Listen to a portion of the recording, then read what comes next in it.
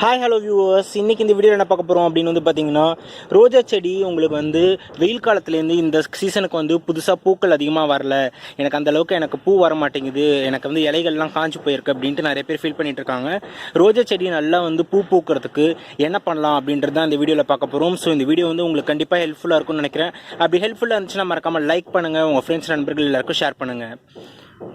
வெயில் காலத்துலேருந்து உங்களுக்கு இந்த மழைக்காலங்கள் கொஞ்சம் கொஞ்சமாக வந்துட்டுருக்கு.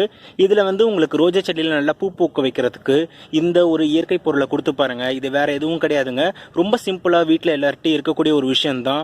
உங்களுக்கு பொட்டாசியம் சத்து வந்து பார்த்திங்கன்னா உங்களுக்கு ரோஜா செடியை நல்லா வளர்த்தி ஆகிறதுக்கும் உங்களுக்கு பூக்கள் பூக்கிறதுக்கும் நிறைய தேவை. இது வந்து பார்த்திங்கன்னா சுண்ணாம்பு சத்துன்னு கூட சொல்லுவாங்க. இது வந்து ஈஸியாக கிடைக்கிறது வந்து பார்த்திங்கன்னா எதில் அப்படின்னு வந்து பார்த்திங்கன்னா நம்ம இந்த கறியில்.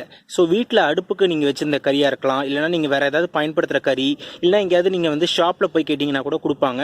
இந்த கறி இங்கேருந்து வாங்கிட்டு வந்துக்கோங்க. நல்லா கறி துண்டு இருக்கணும், நல்லா பவுட்ரு பண்ணுற மாதிரி இருக்கிற கறி எடுத்துக்கோங்க. ஸோ இந்த கறியை வந்து பார்த்திங்கன்னா ஒரு கைப்பிடி அளவுக்கு இப்படி எடுத்துக்கிட்டு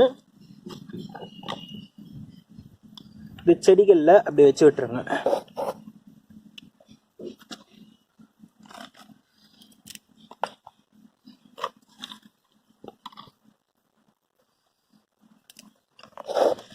ஸோ இந்த மாதிரி ஒரு டூல் வச்சுருக்கேன், இதை வச்சு நல்லா கிளறி விட்டுருங்க.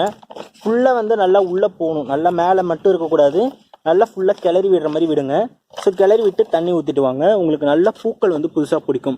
இது வந்து பார்த்திங்கன்னா நீங்கள் மாதத்துக்கு ஒரு வாட்டி கூட நீங்கள் கொடுத்துட்டு வரலாம். நல்ல அடுப்பு கறியாக பார்த்து கொடுங்க. நல்ல அந்த அடுப்பு கறி கொடுக்க வந்து பார்த்திங்கன்னா நல்ல ரோஜா பூ வந்து நல்லா பூக்கிறத நீங்கள் பார்க்கலாம். பாருங்கள் எவ்வளோ திக்காக இருக்கும். கலர்லாம் நிறைய பேருக்கு வராது. நான் வாங்கும்போது நல்லா ஆரஞ்சு கலரில் இருக்குது, நல்லா வந்து ரோஸ் கலரில் இருக்குது, ஆனால் வாங்கிட்டு வந்ததுக்கப்புறம் வெளியே போன மாதிரி இருக்குன்னு சொல்லுவாங்க.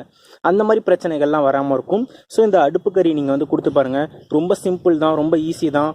அண்ட் இதை கொடுத்து பார்த்துட்டு ரிசல்ட் எப்படி இருக்குன்ட்டு எனக்கு கமெண்ட் செக்ஷனில் சொல்லுங்கள்.